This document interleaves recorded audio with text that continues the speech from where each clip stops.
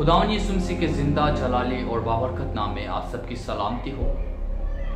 आज का जो हमारा टॉपिक है, आज का जो हमारा मजमून है वो ये है कि खुदा के कलाम में लिखा हुआ है मलाकी 1 बाब की 6 आयत में कि अगर मैं बाप हूं तो मेरी इज्जत कहां। इसी मजमून को, इसी टॉपिक को मैं पहले बयान कर चुका हूं। उसका पहला पार्ट ऊपर लिंक में, ऊपर आपको उसका लिंक दे दिया जाएगा, आप वहां जाकर पहला पार्ट सुन सकते हैं, जिसमें यह बयान किया गया है कि अगर मैं बाप हूं तो मेरी इज्जत कहां। कि जो लोग खुदा के खादमीन की इज्जत करते हैं, वो इज्जत दरअसल खुदा के खादमीन की नहीं, वो खुदा की करते हैं, और उसके इवज खुदा उनको क्या अजर देता है। उसका लिंक ऊपर दे दिया गया है, आप वहां जाकर पहला पार्ट सुन सकते हैं। आज इसी टॉपिक का दूसरा पार्ट है, जिसका मजमून ये है कि जो लोग खुदा के खादमीन की इज्जत नहीं करते, उनका विरोध करते हैं, तो उनके बारे में खुदा का कलाम क्या फरमाता है। आज हम इस बात को खुदा के जिंदगी बख्श कलाम में से सीखेंगे कि जो लोग खुदा की खादमीन से नफरत करते हैं, या उनका नुकसान चाहते हैं, या उनको बुरा भला कहते हैं, तो फिर खुदा किस तरह से गजबनाक होता है। आज हम खुदा के जिंदगी बख्श कलाम में से सीखेंगे। आपके साथ मैं खुदा के जिंदगी बख्श कलाम में से गिनती की किताब उसके 12 बाब और उसकी पहली आयत से पढ़ूंगा, जिसमें यूं लिखा है, और मूसा ने एक कोशी औरत से ब्याह कर लिया, सो उस कोशी औरत के सबब से जिसे मूसा ने ब्याह लिया था, मरियम और हारून उसकी बदगोही करने लगे। वो कहने लगे कि क्या खुदावन ने फकत मूसा ही से बातें की हैं? क्या उसने हमसे भी बातें ना कही? और खुदावन ने ये सुना, और मूसा तो रोए जमीन के सब आदमियों में से ज्यादा हलीम था। खुदावन के जिंदगी बख्श कलाम के पढ़े और सुने जाने पर खुदावन की खास बरकत। मूसा खुदा का बंदा, जिसने खुदा को रूबरू देखा, जिसने खुदा से रूबरू बातें की, और जिसने खुदा के हुक्म के मुताबिक मुल्क मिस्र में से उसकी कौम बनी इस्राएल को निकाला और वो लेकर चला।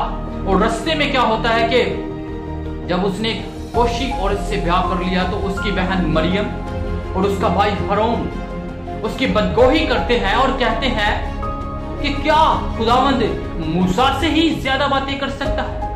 क्या उसने हमसे बातें नहीं की? और खुदावंद ने ये सुना और खुदावंद गजबनाक हुआ, और खुदावंद ने कहा कि मूसा और हारून और मरियम को कहा कि तुम हैमा इज्तिमा के पास तीनों आ जाओ। अगर आप इस 12 बाब को पूरा पढ़ें तो आपको इसकी पूरी तफसील मिल जाएगी। वहां पर लिखा है कि उन तीनों को खुदा ने अपने हजूर में इकट्ठा कर लिया, और खुदावन ने कहा कि मूसा तो रोए जमीन पर, उसके जैसा कोई हलीम नहीं है। अगरचा मैं, कोई मेरा नबी, कोई मेरा चाहने वाला हो, तो मैं उसके साथ ख्वाबों में और रोया में बात करता हूं, लेकिन मैंने मूसा से रूबरू बात की है, मूसा को मेरा दीदार भी नसीब हुआ है, और तुम्हें ऐसी बातें करते हुए क्यों ना खौफ हुआ कि तुमने मेरे खादम मूसा की बदगोही की है? तुम्हें क्यों ना खौफ आया? और खुदा इतनी बातें करके अबर के सतून में ऊपर चला गया।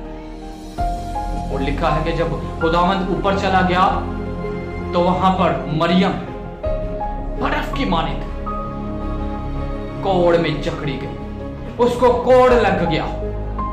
और फिर क्या होता है कि हारून जो मूसा का भाई है, वो जमीन तक झुक के गिर कर उसने मूसा से कहा कि ऐ मेरे मालिक, हम पर रहम कर, हमसे गुनाह हो गया है, हमसे खता हो गई है, और देख हमारी बहन को कोड़ लग चुका है, उसको माफ कर दे। तो सो खुदा के बंदा मूसा, जिसके बारे में ये लिखा है कि रोई जमीन पर उसके जैसा हलीम ना था, उसकी बदगोही भी हुई, लेकिन फिर भी उसने मरियम के लिए खुदावन से मिन्नत की कि ऐ मेरे खुदावन, ऐ मेरे रब्बी, मरियम पर रहम कर दे। तो खुदावन फरमाता है कि जिसका बाप अपनी बेटी पर थूके, तो क्या वो 7 दिन तक नापाक ना रहेगी? तो इसी तरह मरियम भी, जिसने मेरे बंदा, मेरे हादिम, मेरे मूसा पर बदगोई की है, वो 7 दिन तक उस कोड़ में जकड़ी रहेगी और वो लोगों के दरमियान ना आएगी, वो नापाक रहेगी।